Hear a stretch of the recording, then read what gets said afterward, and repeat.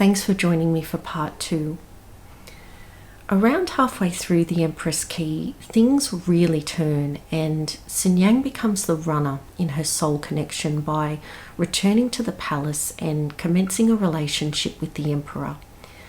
Though unlike most runners, she had understandable reasons for her choice.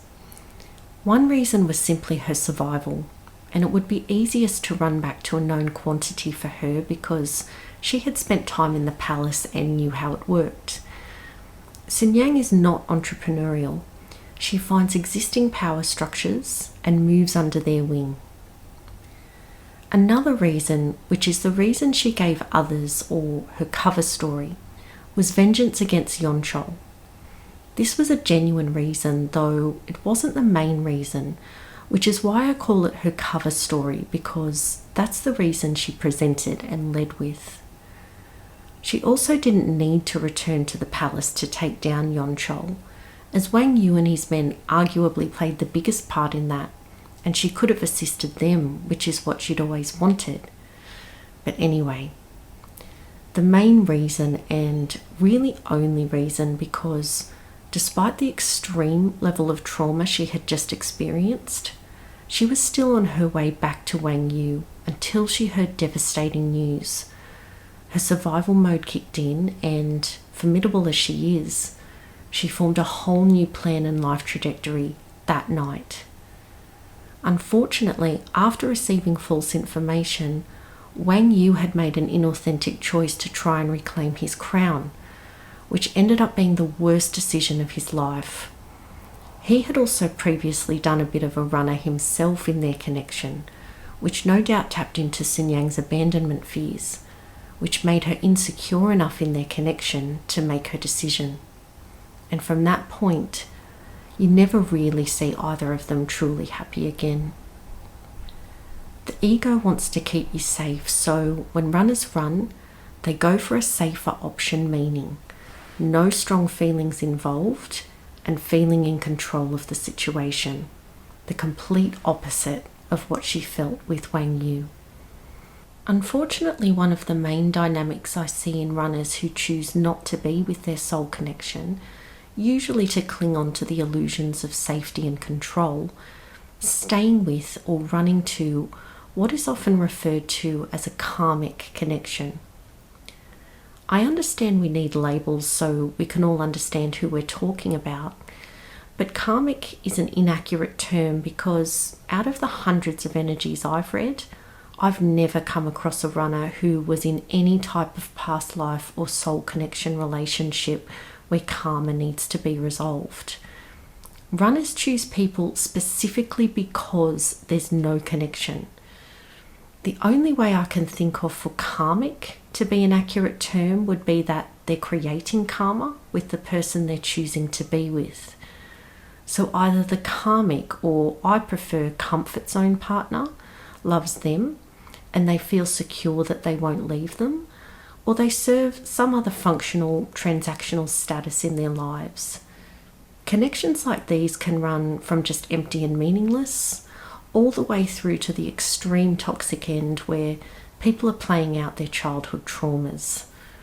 If there has been any abuse, infidelity, or feeling of being trapped in a relationship, you know you're dealing with an unhealthy conventional connection. Other giveaways include one partner not wanting to sleep with the other, which will usually be both due to a lack of love and a really unfair power dynamic, as well as statements like, I can't leave, I can't afford to leave, or I'm staying for the kids. For anyone in a rare case where their soul connection is with someone they had past lives with and karma to resolve, the soul connection you have trumps any other type of connection anyway. For Nyang, this unhealthy comfort zone relationship serves some of the purposes I've outlined while running from an unbearably painful soul connection, while the Emperor, who has a borderline type personality, is trying to get his emotional needs met and receive the mothering and attachment he didn't have. Now, from his end, I can understand how he developed feelings and formed his attachment. He was out of the palace for the first time, and she moved heaven and earth to save his life. But she didn't do it for him. If he died, her father was going to die along with Wang Yu, or he would at least be dethroned.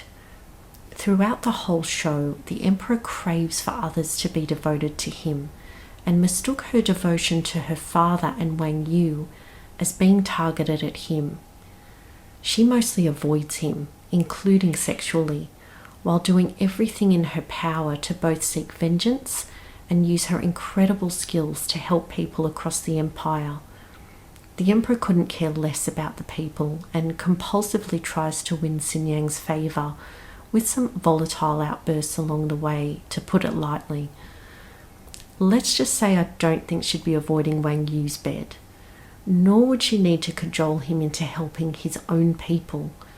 He'd already devoted his life to it. And that's another key difference. In soul connections, because your energy and life purpose are so similar, you will essentially be trying to achieve the same things in life. You may even straight up have the same job. That's why Nyang and Wang Yu end up collaborating so often. But Nyang and the emperor couldn't be more opposite.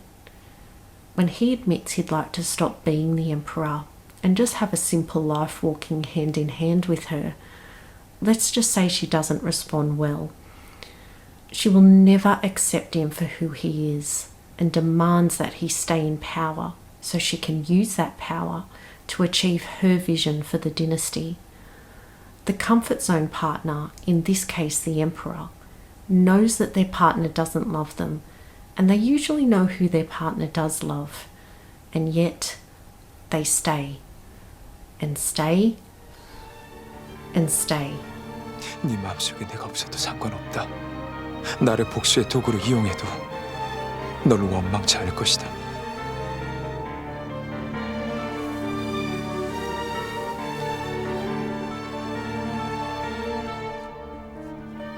그러니 내 곁에만 있어다오. 나는 그거면 족하다.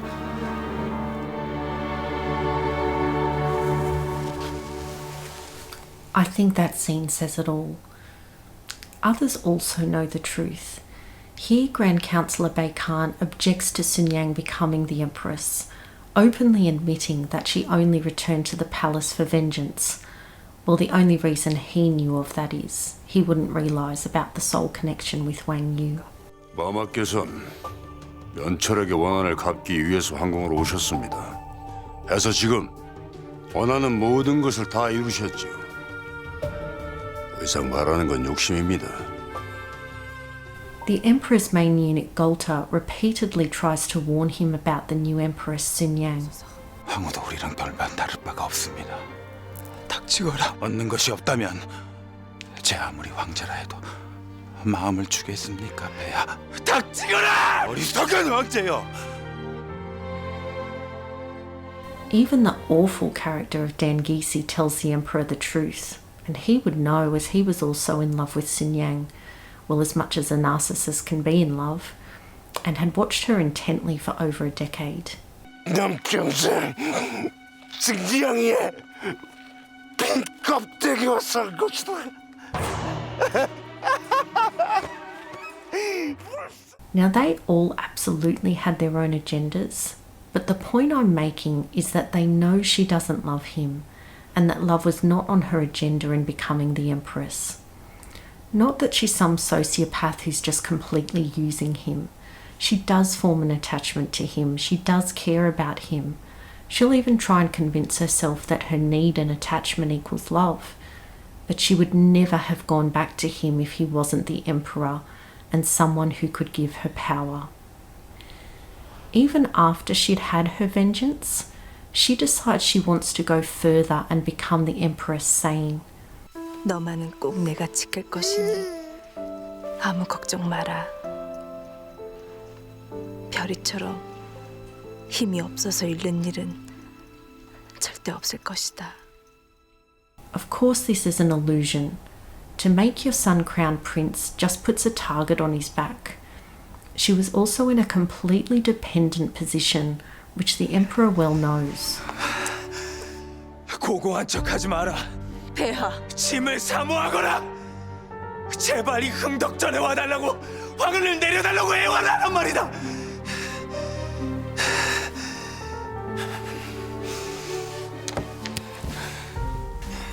귀비, 네가 이렇게 잘난 척을 해봤자 내가 너를 버리면 그만이다. Nice. Now that alone, plus what ensues, should have earned him a one-way ticket out of her life, so please refer to her previous comment as to why it didn't. And while his behaviour is unjustifiable, whether it is expressed or not, this is what you're doing to someone when you're with them and don't love them. He'd never received a single moment of real love emanating from her or even her full presence. Mentally, she was always somewhere else. While there were times they got along better and even had some more tender moments, those were typically after he'd risked his life for hers or done something for their family's survival, so were highly conditional. It's sad to me that the main dynamic I see is people choosing these unhealthy relationships, even more so when they've had a soul connection, so, in other words, have been presented with true love on a silver platter. No matter how smart they are, much of what runners say and think is an illusion and makes absolutely no sense. All these false beliefs need to be broken down to the point where we no longer believe anything. We simply interact with what is. There are people out there who ship this couple, which I find profoundly disturbing. And this is still the majority of the population, so we have a long way to go as a species. However, with more and more soul connections coming through changing the relationship templates on this planet, I have hope that more and more will start making more genuine as well as healthier choices for their lives and leave behind the huge power imbalances, money imbalances, workload imbalances, and love imbalances.